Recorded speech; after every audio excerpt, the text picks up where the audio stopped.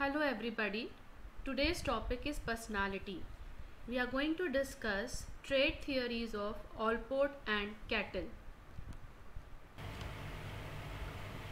Now let us understand the initial efforts by Allport and Cattell in identifying key human traits. First, let us understand Gordon Allport's work. He proposed that personality traits could be divided into several categories that varied in their importance. Certain traits are important, certain are not. Okay? Certain traits are situational, while certain are strong. Let us see his perspective. The least important according to Allport are secondary traits. These are traits that exert relatively weak and limited effects on behavior. For example, shyness, irritability or anxiety. Not necessary, these could be the traits that surface in all the situations. These traits could surface only in certain situations. Next, more important are central traits, 5 to 10 traits that together account for the uniqueness of an individual's personality. Such traits are stronger and more resistant to situational forces.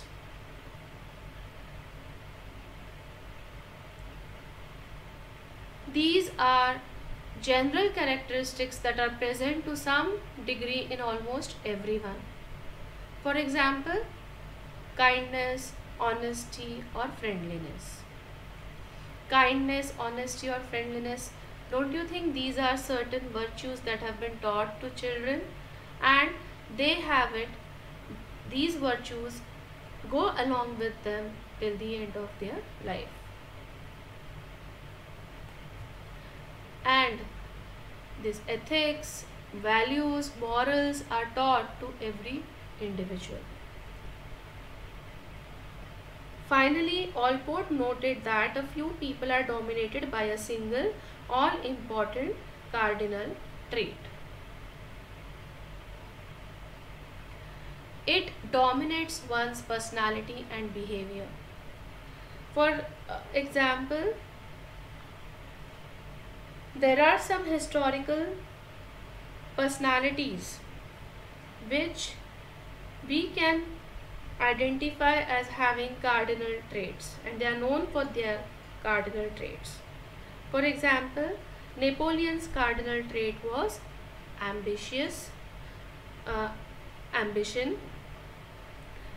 Florence Nightingale's cardinal trait was empathy.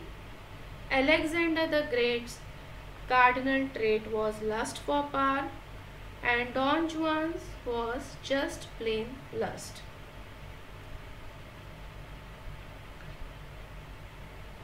An even more important aspect of Allport's theory of personality is his concept of functional autonomy. For example, I'll give you first an example and then we will define it. As a toddler, or you can say as a pre-primary child, he may learn to read because this pleases his teachers and parents and because failure to do so is punished. Even we can say about the primary students, okay, students who are in the grade 1 to 4. Basically, they read. Why? To avoid punishment, as parents, teachers would punish them if they don't read. Later in life, however, the same people or the same person may read because he has come to enjoy this activity in and of itself. Okay.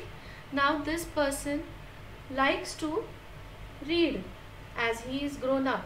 So he is reading for himself because of his interest and not because of the consequences that he might experience because of not reading books.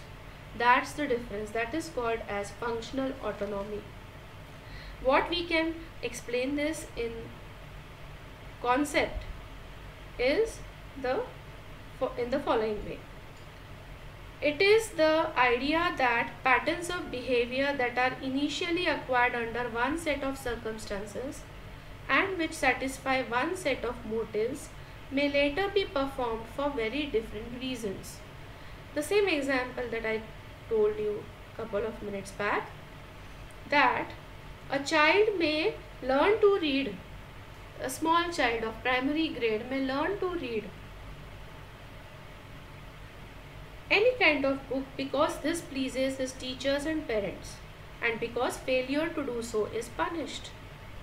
But later in life, he is just not reading it just to avoid punishment, but he or she enjoys the activity of reading a lot.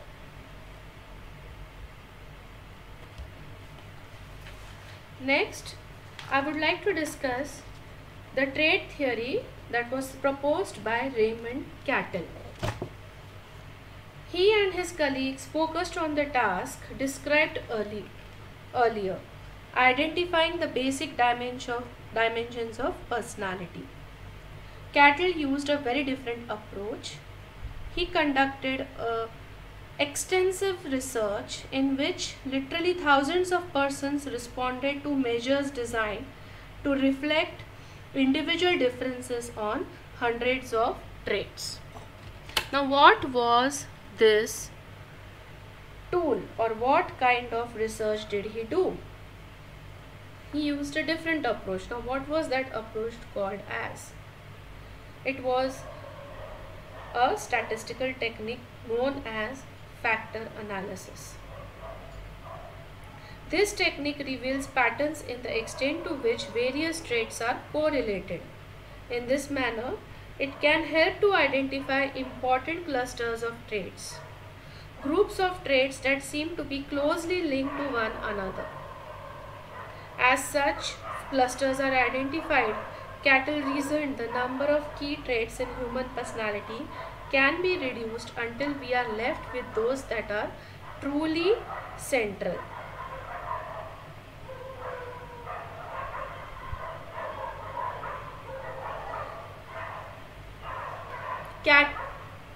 Cattell's 16PF is very famous, is known, and is widely used to assess the traits possessed by different people. Basically, what they tried to do, they tried to find out individual differences on hundreds of traits. Now suppose 2 or 3 traits were linked. That is, they used factor analysis in which various traits were tried to be correlated. That is, they were tried to be linked together. And with the help of this linkage, what happened? Various clusters of traits were identified.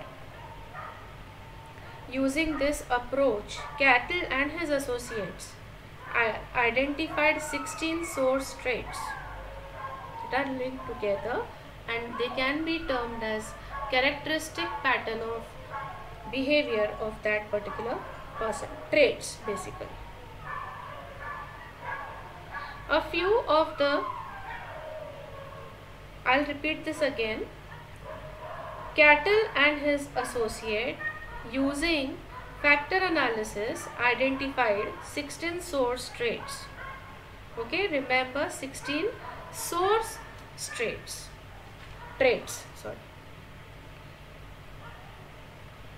Dimensions of personality that underlie differences in many other less important surface traits. A few of the source traits identified by Cattell cool versus warm, easily upset versus calm and stable, not assertive versus dominant, trusting versus suspicious, and undisciplined versus self-disciplined.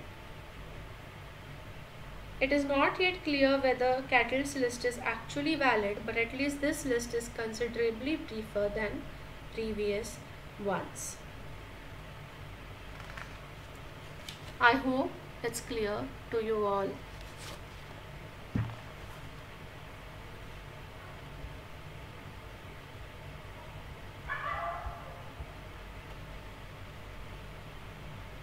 Cattell made use of his 16 factors of basic dimensions in the measurement of personality by devising a personality inventory known as Cattell's 16 personality factors inventory, that is 16PF, consisting of suitable multiple choice questions like I generally prefer persons who are first of choice, somewhat reserved, second, somewhat outgoing, third, moderate.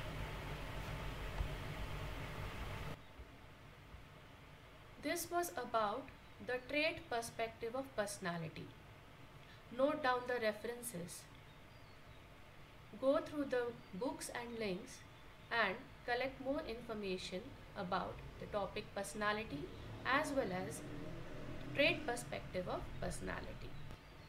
Thank you.